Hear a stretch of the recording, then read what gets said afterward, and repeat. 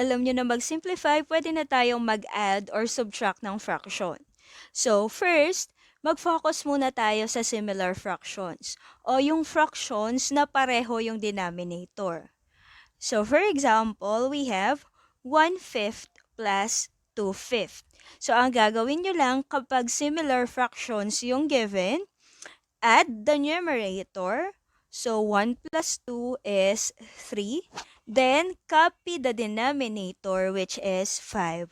So, therefore, the sum is 3/5 or 3 over 5. Okay, next, we have 3 over 10 plus 5 over 10.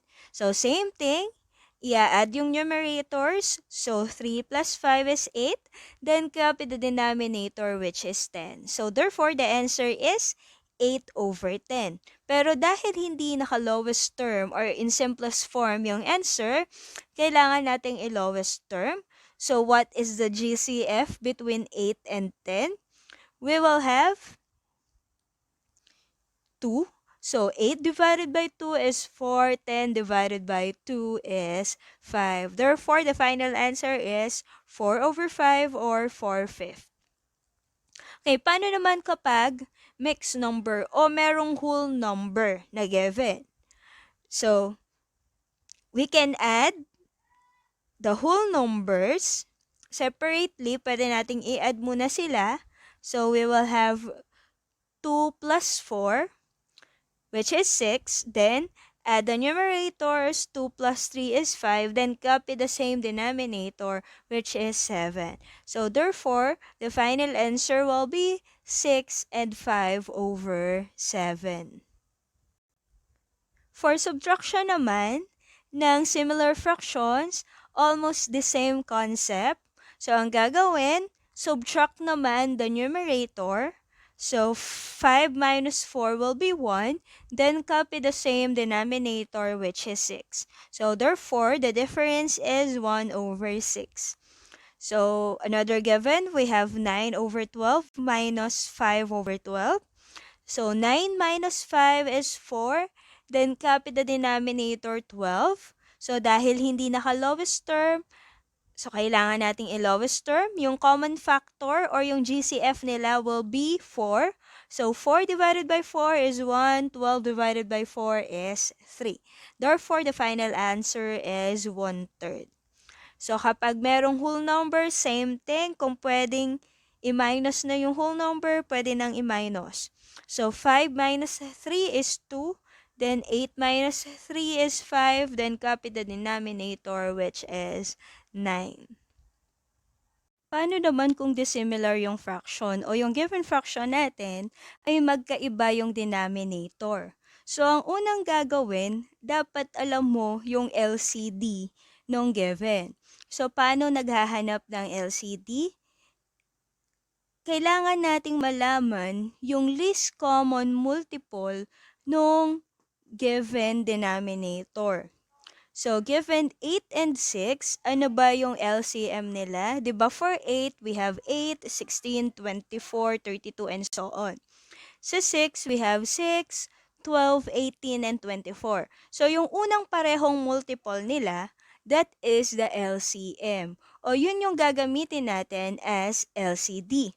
So, remember, no, once nag-change ka ng denominator, para maging equivalent fraction sila, dapat mag-change din yung numerator mo. So, paano nangyayari yon?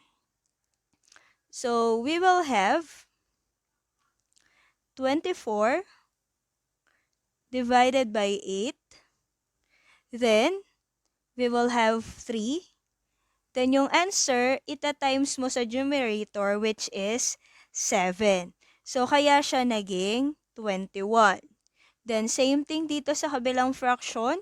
We will have 24 divided by 6. So, we will have 4 times 3.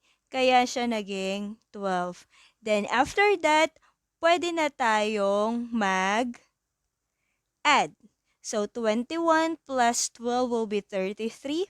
Then, just copy the LCD, which is 24. Or, in lowest term, we will have 11 over 8. So, next given, we have 2 and 3/5 plus 1 and 3 over 10. So, same thing, kailangan natin hanapin yung LCD.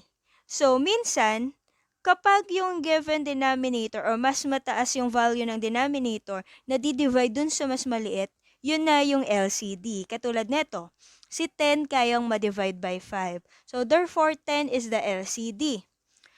So, we will have, same thing kanina, 10 divided by 5 will be 2 times 3, so we will have 6. Then 10 divided by 10 will be 1 times 3, kaya 3 pa rin. So, nothing changed. So, after that, we can add the whole number. So, 2 plus 1 will be 3. Then, the numerators, 6 plus 3 will be 9. Then, copy the LCD, which is 10. For subtraction of dissimilar fractions, same thing sa addition, kailangan pa rin natin ng LCD. So, given 7 over 8 minus 3 over 6. So, kanina pinakita na yung LCD niya, which is 24. So, same thing pa rin naman.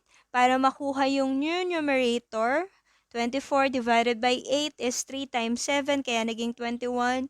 24 divided by 6 will be 4 times 3, kaya naging 12. Then, after that, proceed to subtraction. So, 21 minus 12 will give us 9. Then, copy the LCD, which is 24, and find the lowest term or simplest form, which is 3 over 8. So, yung common factor or yung GCF ni 9 and 24 will be 3. Kaya siya naging 3 over 8. Okay, next. So, ganun pa din. We will have 2 and 6 over 10 minus 1 and 3 over 10.